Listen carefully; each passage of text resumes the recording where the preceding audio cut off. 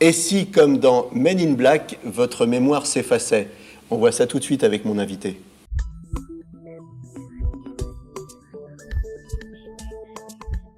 Alors avec moi sur le plateau, Jacques-Michel Huret, vous êtes auteur d'un ouvrage qui s'appelle « J'ai oublié 30 ans de ma vie », qui est publié chez Michel Lafon et qui va bientôt ressortir en poche et qui va peut-être même être adapté au cinéma.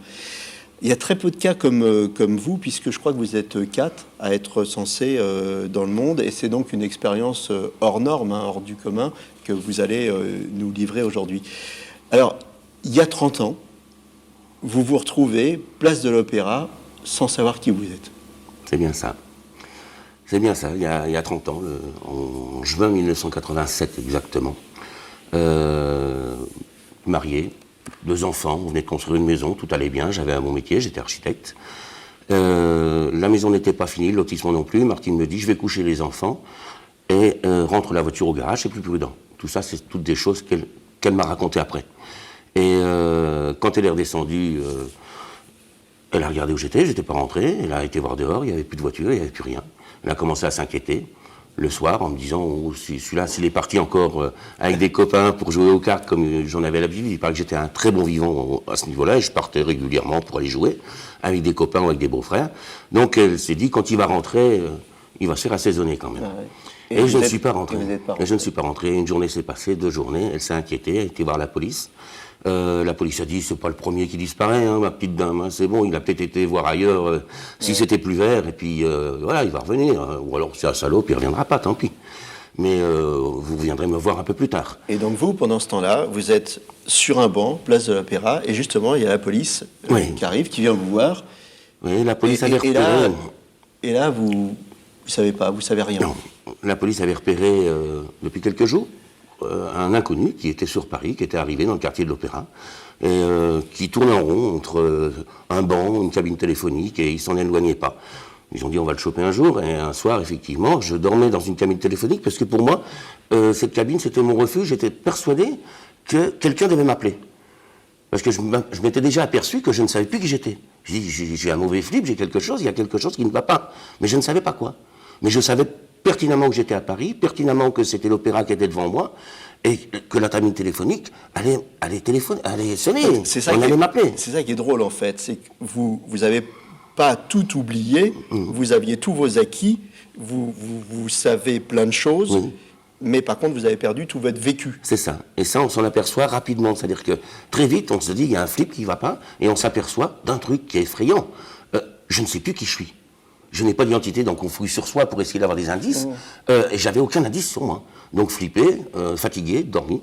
La police fait un contrôle d'identité, me réveille relativement brutalement. Contrôle d'identité, monsieur. Au lieu de me sentir rassuré, je suis parti. Ils ont couru après moi, ils m'ont rattrapé rapidement. Ils m'ont mis dans une camionnette, emmené au poste de police, interrogé toute la nuit. Ils sont aperçus quand même qu'il y avait quelque chose qui n'allait pas, parce qu'à chaque question, à savoir, dis-nous qui tu es, et je lui dis, la seule chose que je suis, c'est ce que j'ai dans un sac là en plastique. Oh, regarde ce que j'ai dedans. Je ne sais pas qui je suis, je ne sais pas. Donc ils ont dit, il y a un problème. Ils ont attendu le chef qui est venu le matin, qui m'a paru beaucoup plus gentil, qui m'a offert à manger, mais qui en même temps a téléphoné au préfet pour dire, attends, ce mec là, on a regardé dans les ordinateurs, sur lui, machin, il n'y a aucune trace d'identité, ou il ne veut pas dire qui il est, on ne sait pas, il est peut-être dangereux. Peut-être pour lui, mais aussi peut-être pour les autres. Un inconnu, ça fait peur.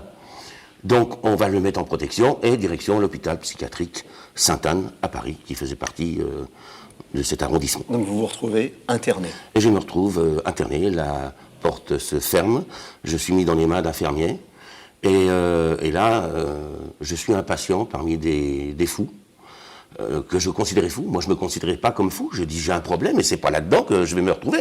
Laissez-moi aller à ma cabine téléphonique, puisqu'on doit m'appeler. C'est dehors que je dois me retrouver, pas ici.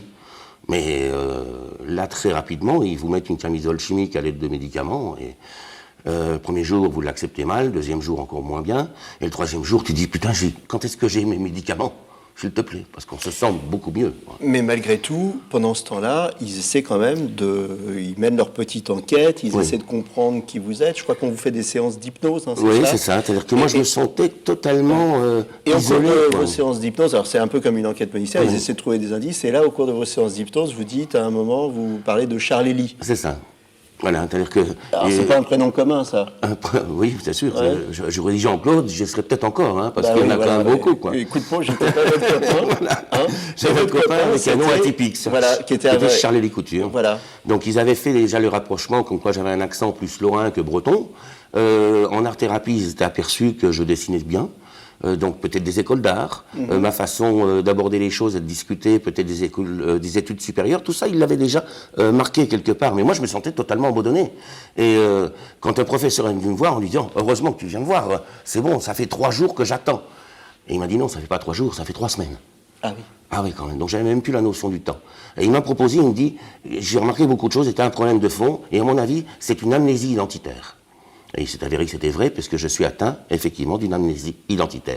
Donc ça, il l'a remarqué très rapidement, et il me dit, ça doit revenir. C'est pour ça qu'on te fait jouer aux échecs, qu'on te provoquer des livres. Un déclic, une Madeleine de Proust. Une petite Madeleine de Proust, oui, bien sûr. Mais ça s'est jamais produit, ça. Et ça ne s'est jamais produit. Et même encore aujourd'hui. Et même encore aujourd'hui, jamais. J'ai mangé beaucoup de Madeleine, j'ai grossi, mais je me suis Vous avez peur parfois que ça se produise, ce déclic? Parce qu'aujourd'hui, vous êtes reconstruit. Oui, c'est sûr que... on va en parler après, mais... On va peut-être en parler après. Donc les séances de narcose ont commencé, donc avec un sérum de vérité qu'on appelle le pain total, qui est très dur à supporter. Il a demandé que je le suive, que je lui fasse confiance, et j'ai signé mon accord en tant que Monsieur X, puisque j'avais une croix qui était marquée sur mon pot de médicament. Je m'appelais Monsieur X. Monsieur X a donné son accord, on a fait une première séance, une deuxième. Ça s'est pas bien passé, puisqu'il n'avait pas eu d'indice. J'en ai redemandé une troisième. Il m'a dit, écoute, on va le tenter, mais c'est la dernière. Et à la troisième est sorti effectivement des indices de l'Est de la France, et sur le mot amitié, un prénom qui pouvait faire penser à Charlie quelque chose. Et il dit, peinture, accent de l'Est, Charlie, ça se trouve Charlie Couture, pourquoi pas? Et il lui a téléphoné, la chance était avec moi, puisque Charlie était en France et sur Nancy au moment-là, et non pas à New York comme il y était théoriquement. Et en cet appel téléphonique, Charlie donc aurait dit au prof, attends, t'es en train de me dire qu'un mec complètement zoné, qui n'a aucune mémoire, le seul truc qui se souvient, c'est de mon prénom. Ouais. Il dit, moi qui ne me suis jamais trouvé dans ma tête, c'est un truc de fou. Prof, j'arrive, je prends le train. Il est venu, et on m'a appelé. Sympa, hein, sympa le mec, quand même. Et quand on m'a appelé dans le petit bureau en disant que quelqu'un m'attendait, j'ai vu une personne de dos qui s'est retournée vers moi, et en me voyant, il me dit, mais qu'est-ce que tu fous là, vieux con? Et il m'a pris dans ses bras, et moi, c'était un bel inconnu qui me prenait dans ses bras, quoi. Moi, je ne savais pas qui c'était. On m'a expliqué qui il était, et il m'a dit, t'inquiète pas, t'es retrouvé, je ne sais plus comment tu t'appelles, je connais plus ton nom, je connais plus ton prénom, mais on a fait l'école des Beaux-Arts ensemble, t'étais là quand on a fait la danse. Et de là, ça s'est enchaîné. 3 mois après votre disparition, la police, toujours elle, frappe à la porte de votre femme, et dit, ça y est, on l'a retrouvé. On l'a retrouvé. Et donc vous, 122 jours après votre disparition, c'est la rencontre avec ceux qu'on vous présente comme votre femme, vos parents. C'est ça. Donc là, vous, vous les connaissez pas. Moi, je les connaissais pas. On m'a appelé en art-thérapie. J'étais en train de dessiner quand on m'a appelé Jacques Michel au lieu de Monsieur X en disant c'est ton nom, suis-moi. Il y a tes parents et ta femme qui t'attendent dans le petit salon avec le prof. Ton pote Charlie a bien bossé. On t'a retrouvé. Et là, je me suis retrouvé devant 2 personnes que je considérais âgées. Donc j'exagère un petit peu parce qu'ils avaient à l'époque le même âge que j'ai maintenant, donc encore très jeunes, quoi, tout compte fait peut-être. Mais dans les yeux de qui je pouvais voir de la peine, il pleurait. Et une petite femme qui était à côté, dans les yeux de qui je voyais de la joie. Mais ils avaient été briefés pour pas venir vers moi. Et quand on me présente, ça, ce sont tes parents, ta maman, ton papa, et ça, c'est ta femme, les 2 petits vieux, j'en avais en réalité rien à faire. Mais quand j'ai vu ma femme, j'ai dit, ouais, si c'est ma femme, elle est bonne, j'ai bon goût. Alors, je dis volontairement, c'est presque vulgaire, le fait de dire bonne, mais je le dis volontairement par le fait que c'est le seul sentiment que j'avais. Je n'avais pas d'amour, ni pour mes parents, ni pour ma femme. J'avais simplement une attirance qui était là, envers la petite, mais pas envers les 2 vieux. Et ça, c'est dramatique, parce que dans mon cœur et dans mon corps, autant ils avaient des choses dans leur cœur et dans leur corps, dans les yeux, moi, j'avais rien, j'avais qu'un vide qui m'a angoissé. J'ai fini par une crise d'angoisse, on m'a cachetonné, la séance s'est arrêtée, et on est venu me rechercher après moult préparations, parce qu'on m'a montré des photos de moi, petit, moins petit, au mariage. Donc en fait, vous avez appris à rentrer dans la peau de Jacques Michel, à travers ce que vous ont dit vos parents, à travers ce que vous a dit votre femme, et c'est les autres qui vous ont reconstruit. C'est ça. Quand on est venu me rechercher, le médecin était persuadé que j'aurais l'effet des petites madeleines de Proust avec eux. C'est avec eux que je devais me retrouver. Et donc je suis parti avec ces étrangers, et c'est là que j'ai appris que j'avais en même temps 2 enfants. que j'ai retrouvés comme étant des gosses, quoi. Ils étaient mignons, ils étaient là, ils étaient sympas, mais j'étais pas leur père. J'étais pas leur mari, j'étais pas son mari, j'étais pas l'enfant de mes parents, j'étais personne. J'étais que moi à la recherche de moi. Donc lâchez-moi, bel étranger, mais laissez-moi me rechercher. Et ouais, ils m'ont laissé me rechercher, ouais. Jusqu'à me dire, allez, arrête, oublie que t'as oublié. C'était une catastrophe, mais on me demandait d'oublier, d'avoir oublié. En me disant, ça reviendra. Et je me suis battu pendant 3 longues années où j'ai complètement fait abstraction de l'amour qu'on voulait me donner. Et je ne donnais pas d'amour non plus. Et c'est ma femme qui, au bout de 3 ans, m'a dit, écoute, chérie, arrête de regarder derrière toi, tu vas t'écraser le nez contre le premier mur devant toi. Essayons d'aller ensemble de l'avant. Tu as quand même compris, chérie, que je t'aime. Et dans tes yeux, je vois aussi que tu m'aimes. Ben oui, je t'aime. Ouais. et donc, je te propose une chose, et elle nous a proposé de refaire un 3e enfant. Et on a donc refait un 3e enfant. Son ventre a grossi. Elle m'a invité à toucher son ventre et à vivre sa maternité. Elle a invité les 2 autres enfants qui étaient là à le faire avec moi, avec nous. Et là, j'ai eu un déclic. Alors, des petites Madeleines ou de la petite Martine, je ne sais pas, parce que ma femme s'appelle Martine, mais dans tous les cas, j'ai retrouvé un sentiment paternel. Cet enfant qui allait venir au monde et qui est venu au monde était vraiment mon enfant. J'ai reconnu mes 2 autres enfants comme les miens, comme étant les miens, comme on pourrait dire presque des enfants adoptés. J'ai accepté l'amour de ma femme, j'ai accepté l'amour de mes parents, et on est reparti sur une reconstruction qu'on a réussi à faire depuis. Et aujourd'hui, eh ben, on en a fait notre force.